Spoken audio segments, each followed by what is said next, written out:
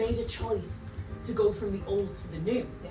And that's a very difficult choice, to go into an environment that is the unknown. And a lot of the ladies and clients that I coach, this is one of the very common limiting beliefs. It's this irrational fear of the unknown. It's out there.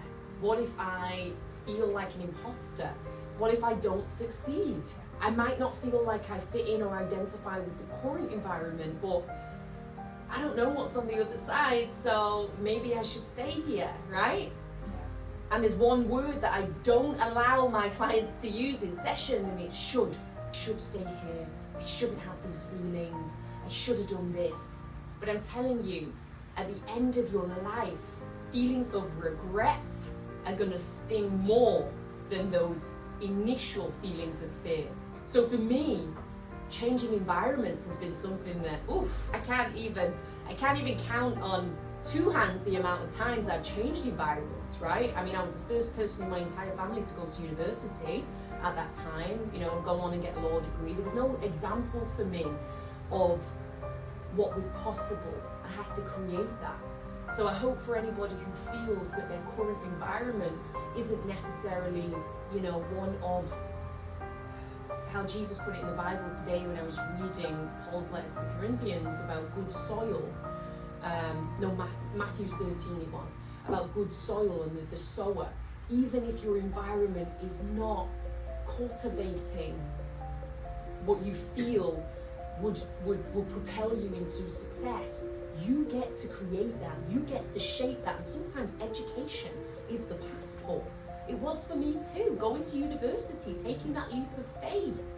You know, I didn't go to another country, but I went to another part of England, and that was a scary thing. But when we change our environments, what didn't feel familiar will become familiar to you, right? Here we are, rocking up. Did you stay in student halls? Yes, I did. Right? Yes. Staying in student halls with people you've never met before, in a new place, and then all of a sudden adopting a new identity. I am a student, right? I'm a university student now. What does that look like? Remember, everybody is a beginner at some point of their life for everything. Right? Us being here and coaching on the airways, we were beginners last week. We're refining.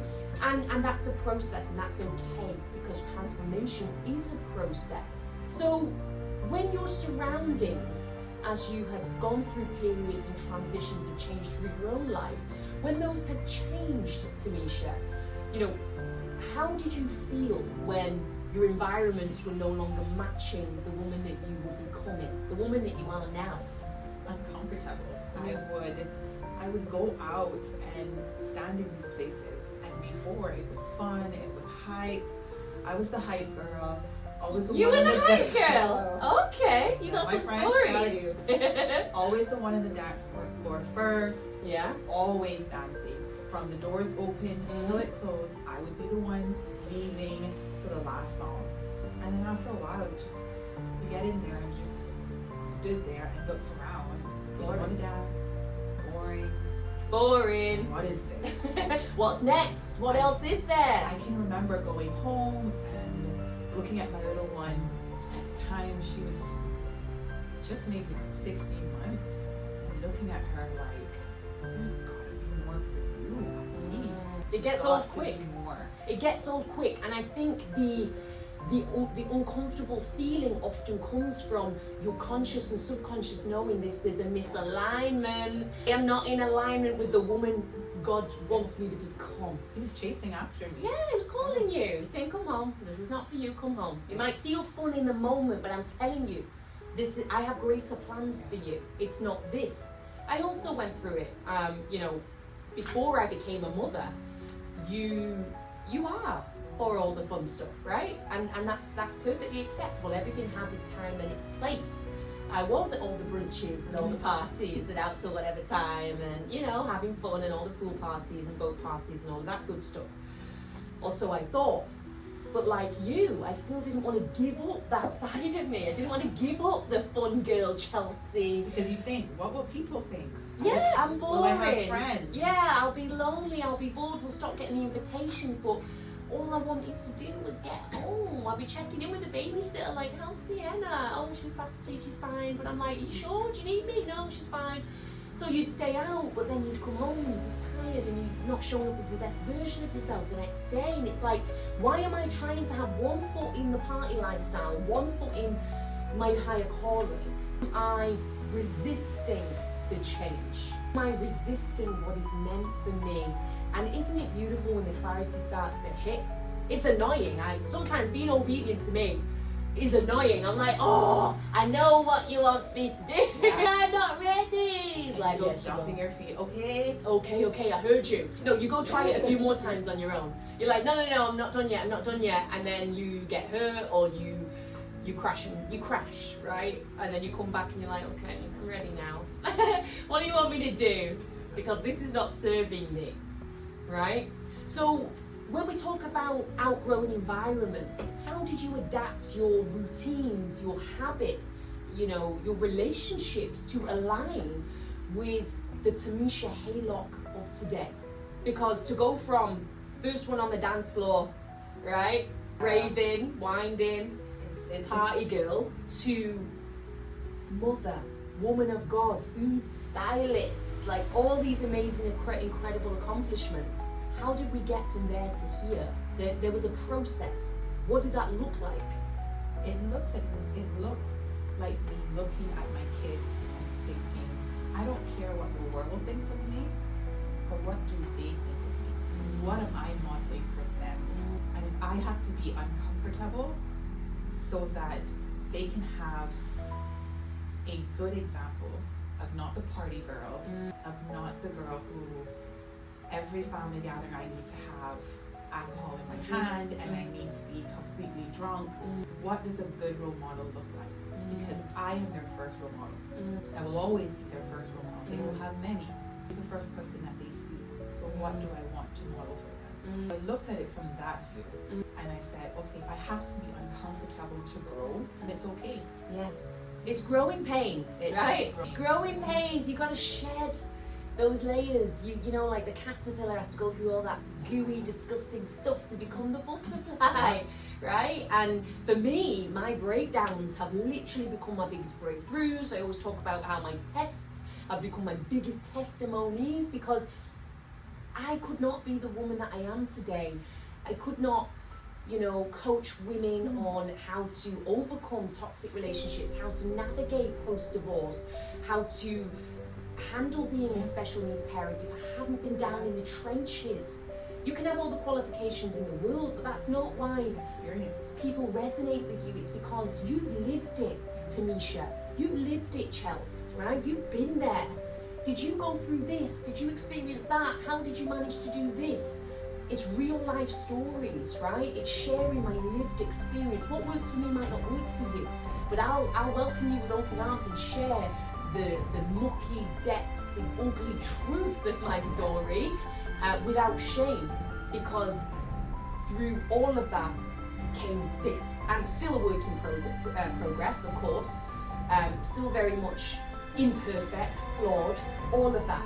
But now it's given me this level of confidence to know that when I'm faced with big challenges in my life, big threats, big scary moments where things don't go to plan, where things break down, where people reject me, where I have to make big decisions in my life, I can do it from a place of wisdom, of assurance that, listen, Chelsea, this is not the first time you've had to overcome hard things, and look what came from it. What can you learn from it? And you have to develop ways of embracing growth and change. Because when we maintain a fixed mindset persona, you're going to stay rigid, right? Nothing grows there. You've got to be open to change. You've got to explore the best, highest version of yourself. Learn how to pivot, recalibrate, work with what you have. Recognize that you didn't come this far to only come this far. So pick yourself back up, use the mistakes that you made, accept the accountability, and make a better choice, right? Ask yourself how this is leading you to your greater purpose. What is it teaching you? If you don't like the version of your life that you have right now, what needs to change? What needs to change about the way you think, the way you behave, the environments that you're in? And it can be a very lonely and isolating process, right? You talked about judgment. How did it affect your relationships with people when you decided that motherhood was your main true calling? Oh, definitely. They always say that you see your real friends 2 times in your lives. When you give birth and when you get married. Oh! Those are the 2 times that you will see who your true friends are. Oh. And I've lost a lot of friends. When I had my first daughter, everybody said that they're going to show up, they're going to be there. And they're really not, because you can't party anymore, you can't do the same things that you used to do. But you know what, Chelsea? It was the best thing. Yeah. It's that tension between loyalty and alignment. It weeded a lot of people out of my life that was only supposed to be there for a season, not a lifetime. And I'm thankful and I'm grateful for them. Learned all the lessons that I needed to learn from them, and then God removed them. Here's the beauty of that too, something that, a reflection that blew my mind. They were there for a season, as you said. I love when you said that, but also perhaps you had to be hurt by certain people because they needed your depth and capacity of love for their own journey, even if it wasn't reciprocated for your journey. Maybe God put you in their life to serve and help them, even though it was hurtful to you in the end that they didn't show up in the way that you wanted. And it's the cost of entry, unfortunately, or fortunately, it's the cost of entry to your new life that things must be sacrificed, things, places, people, and you have to get comfortable with the isolation period. It's often a waiting room for something great. And those that are meant to be in your life will come. They will support you. They will show up. And those that are not, they were never true friends anyway, perhaps. Or, as you said, they were there for a season with your old self. But your new people, your new friends, your true tribe are going to support your new decisions and your boundaries, right? The only people who don't respect your boundaries are the ones that will benefit from you not having them, right? So we have to choose this long-term alignment with our purpose. We have to start to choose short-term pain for long-term pleasure or gain, as we talked about in our last session, because pushing through that discomfort is our best self, the self that we are aching for. And you can say all day that you love your fast lifestyle, that you love living for today, you know, you only live once, but deep down, is it really fulfilling you? Deep down, do you feel satisfied with the person that you are? Do you feel like you are living up to your full potential? Only you know the answer to that. And that was it for me, Chelsea. Like, I deep down, I knew that I wasn't living to my full potential. I knew that something was missing. Something was not clicking. Yeah. And even if you don't know what it is or how you're going to get there. And I went on a hunt. Yeah. I went on a hunt. Answer the like call. I said, I went off to university and I separated myself. And that meant separating myself completely from home. And I found myself in a little church in Miami. And it became my home church. And I just, for the next 4 years, that was it. Now, don't get me wrong. I still enjoyed going out with friends. Yeah. We had our little Caribbean tribe there. And we would go out, we would eat, and sit at a lounge and get excited when Bob Marley came on. But it just wasn't the old. It wasn't the old. Yeah. It's not about suffering. It's not about constant suffering. It's not about not enjoying your life, right? You're meant to have a joyful, delightful, fulfilling life. That's what God wants for you. But your focus needs to be clear. Your behaviors, your actions, the path you take has consequences. Not just for you, for your family, for your everlasting life, right? It has consequences. So when we're living in this kind of frivolous way, it will affect every area of your life, your relationships, your finances, your health.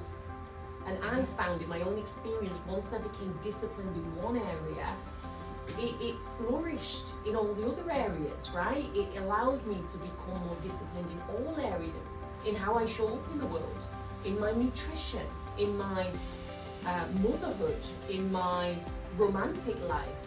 My standards across the board were raised, and you deserve that.